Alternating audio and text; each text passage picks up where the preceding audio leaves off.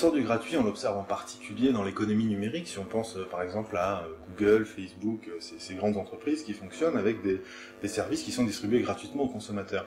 On trouve aussi cette dimension par exemple dans la musique, où certains groupes ont diffusé gratuitement leurs albums en ligne, pour différentes raisons qu'on pourra évoquer plus tard, mais aussi dans l'économie matérielle. Si on pense à la presse gratuite par exemple, est en plein essor, où au cours de l'année 2012, il y a eu quelque chose comme 50 millions de lecteurs par jour de presse gratuite dans une quarantaine de pays.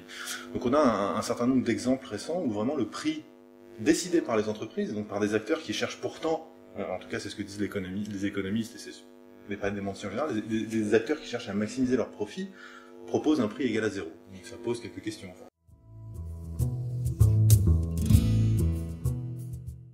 C'est une question qui est effectivement un peu paradoxale au premier abord. Il y a une manière simple de voir que finalement un prix à zéro d'un côté, vis-à-vis des consommateurs par exemple, peut quand même avoir de la valeur de l'autre côté. C'est si on prend l'exemple de Google, le premier que j'ai mentionné tout à l'heure. Google effectivement ne fait pas payer ses services, mais en revanche se finance via la publicité. Et en offrant le plus de services possible à un prix le plus bas possible, cette entreprise récupère énormément d'informations sur les consommateurs, et cette information, en fait, elle la revend à des publicitaires, par exemple. Et c'est une source très importante de profit. Donc ça, c'est ce qui a trait à ce qu'on appelle un marché biface, où en fait, un côté du marché ne paye pas, le côté des consommateurs, alors que ce sont les annonceurs là qui sont qui génèrent le profit pour Google. Donc ça c'est un des exemples qui tient au fait que les entreprises ont souvent plusieurs sources de revenus. Si on prend le cas de la musique, c'est un peu différent. J'ai en tête par exemple le cas de Radiohead, le groupe Radiohead, qui en 2007 a distribué gratuitement un album en ligne avec un prix qui était à la disposition du consommateur. C'est-à-dire que le consommateur choisissait combien il voulait payer.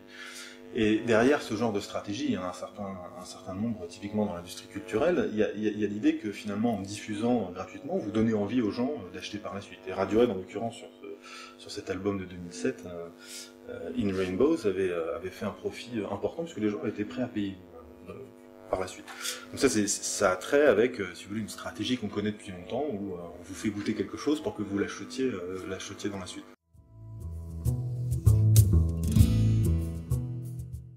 C'est ce qu'on appelle les effets de réseau, où une des raisons pour lesquelles les entreprises proposent, au moins dans un premier temps, si on regarde ça dans la dynamique, leurs produits à des prix gratuits, c'est pour capturer des parts de marché, même si ces parts de marché sont gratuites, ne rapportent pas immédiatement, mais pour se constituer un vivier de consommateurs, et plus le vivier de consommateurs initial est important, plus les consommateurs suivants vont avoir envie d'adhérer.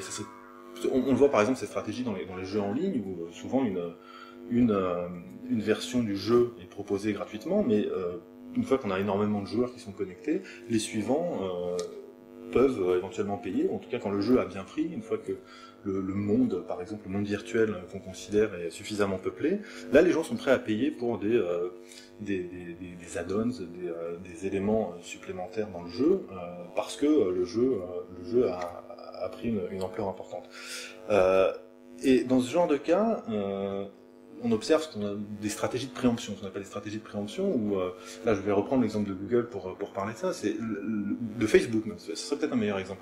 Si on pense au développement de Facebook, c'est une entreprise qui a essentiellement les mêmes buts commerciaux que Google, dans la mesure où c'est sa base client qui va lui permettre dans la suite d'être valorisée, même si tout ça reste incertain, comme c'est encore en discussion, mais le but est de capturer très vite beaucoup de consommateurs pour ensuite barrer l'entrée de concurrents futurs. Il y a essentiellement un gros réseau social qui est Facebook. Et dans la dynamique, cette stratégie de gratuit potentiellement peut amener à un monopole dans la suite, et peut-être qu'au bout d'un moment, Facebook va utiliser son pouvoir de monopole pour faire des profits indus.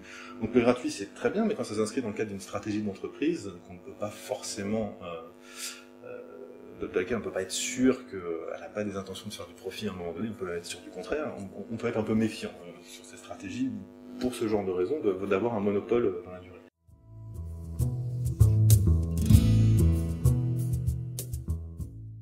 Il y a beaucoup de gens qui disent que toute la musique, par exemple, devrait être diffusée gratuitement en ligne. Mais à partir du moment où il n'y a pas de retour sur investissement pour certains artistes, etc., les producteurs pas forcément envie que ça se répande, parce que ça va tuer les incitations à la créativité s'il n'y a pas un retour économique quand même à partir d'un certain moment. Voilà, je ne vais pas rentrer dans les détails des discussions sur Adopi, etc., mais évidemment tous ces débats dans l'air. Donc, le gratuit, c'est bien, c'est fantastique. Quand c'est choisi par les entreprises, il faut toujours être méfiant.